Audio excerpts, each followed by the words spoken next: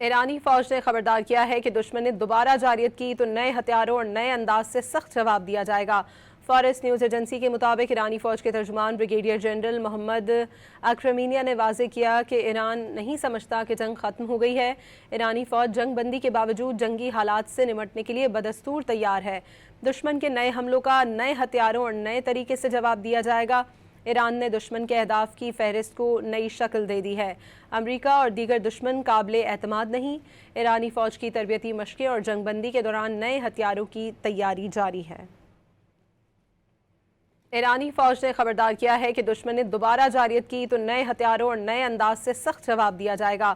فارس news agency کے مطابق ایرانی فوج کے ترجمان بریگیڈیئر جنرل محمد اکرمینیہ نے واضح کیا کہ ایران نہیں سمجھتا کہ جنگ ختم ہو گئی ہے۔ ایرانی فوج جنگ بندی کے باوجود جنگی حالات سے نمٹنے کے لیے بدستور تیار ہے۔ دشمن کے نئے حملوں کا نئے ہتھیاروں اور نئے طریقے سے جواب دیا جائے گا۔ ایران نے دشمن کے اہداف کی فہرست کو نئی شکل دے دی ہے۔ امریکہ اور دیگر دشمن قابل اعتماد نہیں۔ ایرانی فوج کی تربیتی مشقیں اور جنگ بندی کے دوران نئے ہتھیاروں کی تیاری جاری ہے۔